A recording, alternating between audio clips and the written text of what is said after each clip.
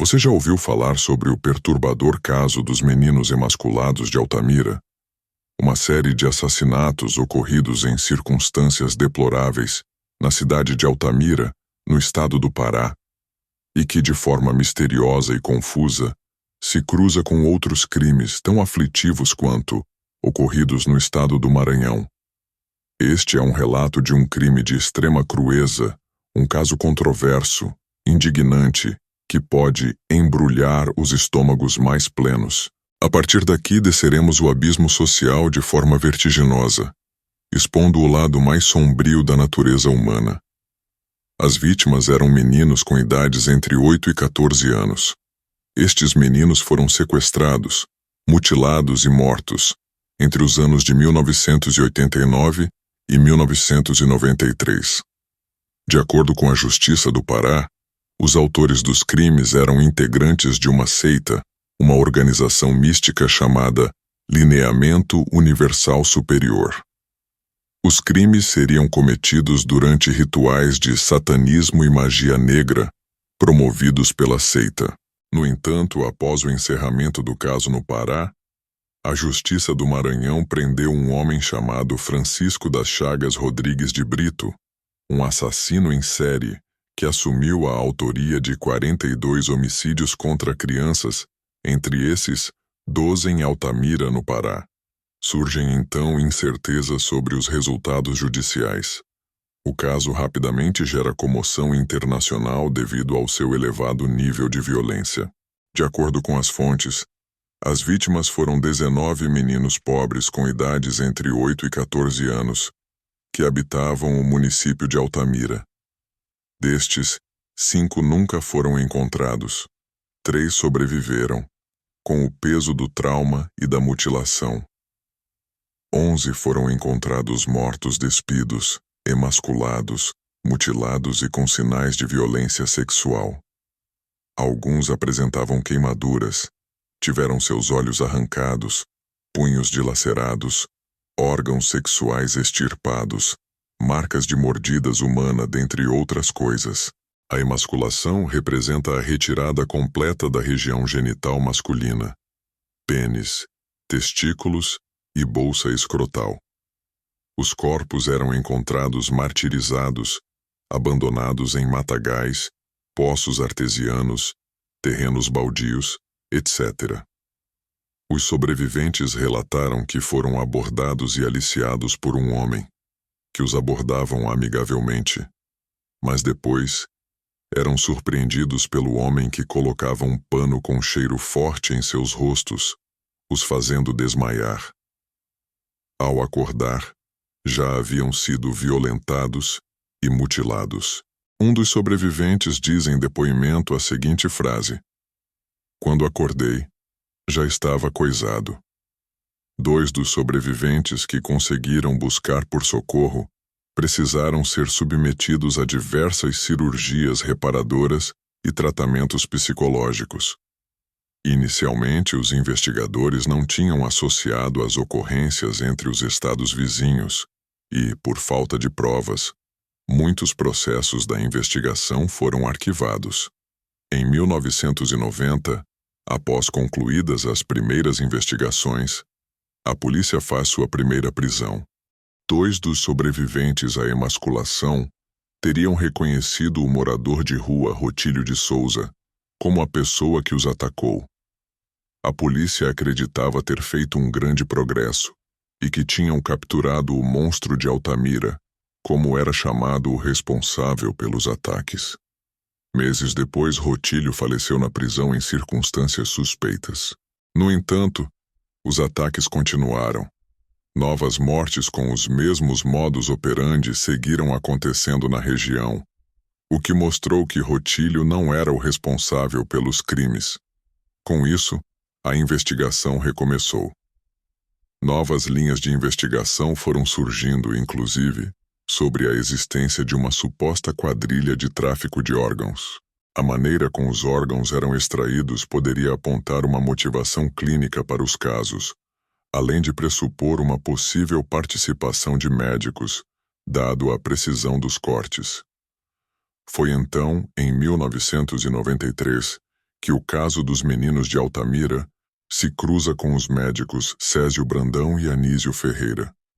Césio, o principal suspeito do Pará, era capixaba, mas havia passado em um concurso e morava na cidade de Altamira desde 1990. Os dois foram detidos para prestar esclarecimentos, mas, como os laudos periciais indicavam que o modo como os órgãos foram extraídos seriam inutilizados para fins de transplante, os médicos foram liberados e o processo foi arquivado. Pouco tempo depois, em 1993, o caso é reaberto e os dois médicos voltam a ser presos. Segundo testemunhas, os médicos faziam parte da seita Lineamento Universal Superior, uma organização mística que contestava a ideia ocidental da divindade e que pregava cautela na convivência com crianças.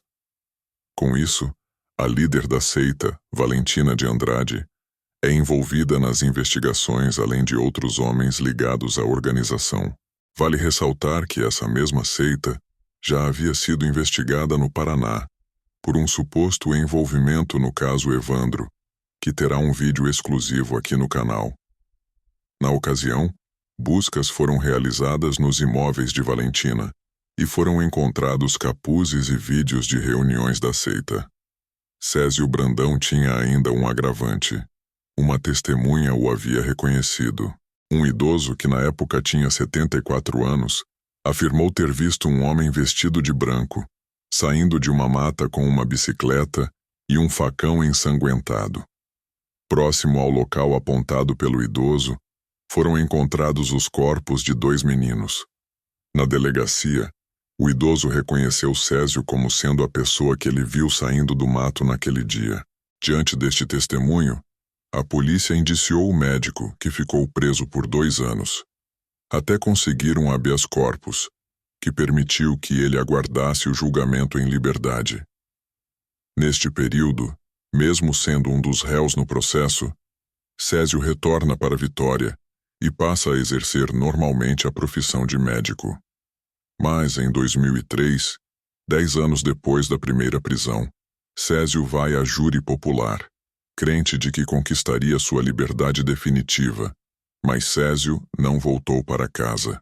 Ele foi condenado a 56 anos de prisão, por 2 homicídios e uma tentativa de homicídio. De acordo com os investigadores, o idoso, Agostinho José da Costa, teria visto Césio saindo da mata portando uma caixa de isopor e um facão ensanguentado.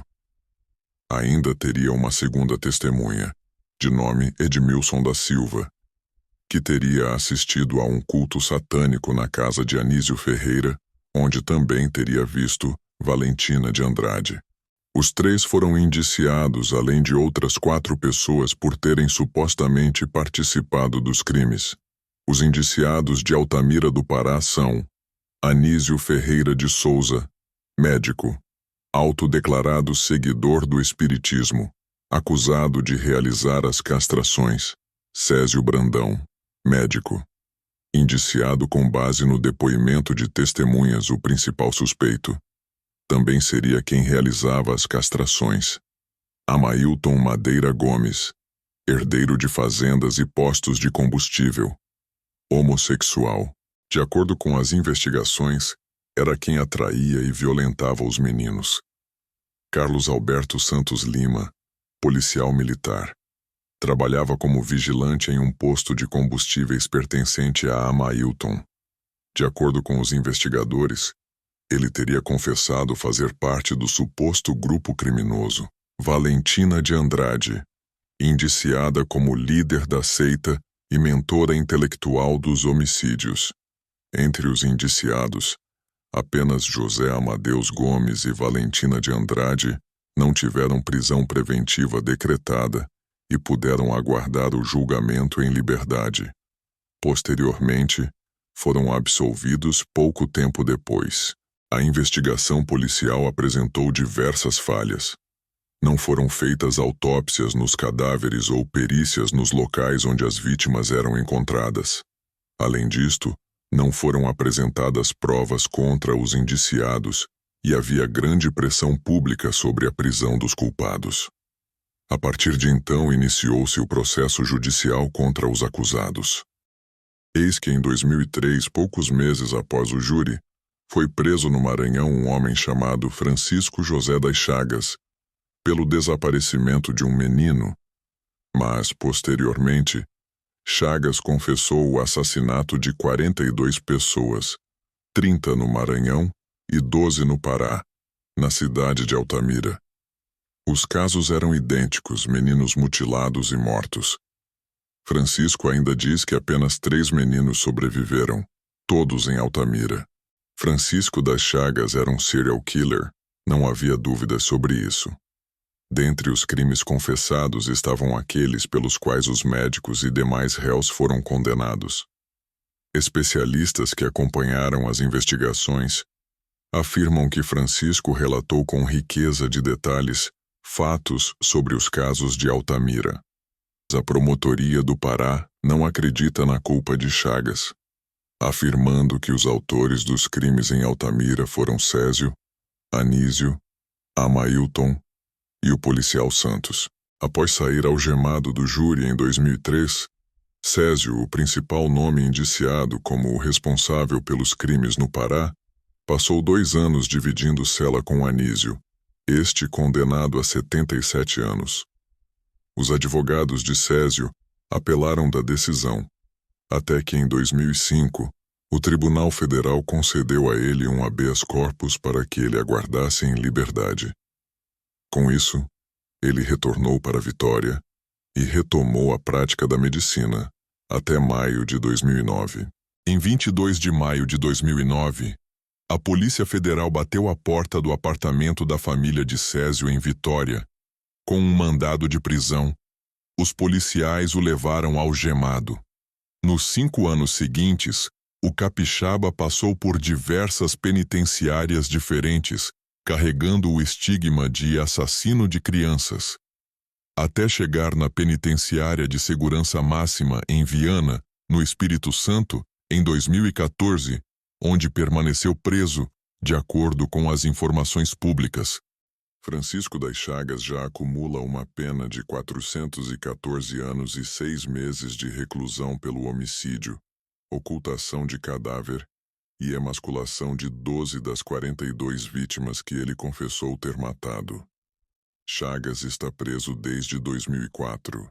Valentina Andrade, que foi absolvida em 2003, faleceu em 2022, no Paraná. Amailton Madeira está foragido desde 2004. Francisco das Chagas passou por diversos tipos de avaliações psicológicas, que o declaram um psicopata. Em sua casa foram encontrados restos mortais de vítimas e objetos que podem ter pertencido a algumas delas. O caso ainda carrega um sentimento controverso, com uma população traumatizada, sobreviventes mutilados. As famílias vivem com uma indenização de um salário mínimo mensal, ainda assombradas pelos crimes. De um lado, vidas inocentes violadas covardemente, de outro, condenados que se declaram inocentes. Ao centro, um serial killer, frio e cru, que deixou um rastro de injustiça. Chagas matou durante 15 anos até que fosse preso, e encara as câmeras de cabeça erguida. Exemplares do lado mais obscuro da sociedade, esse foi o caso dos meninos emasculados de Altamira.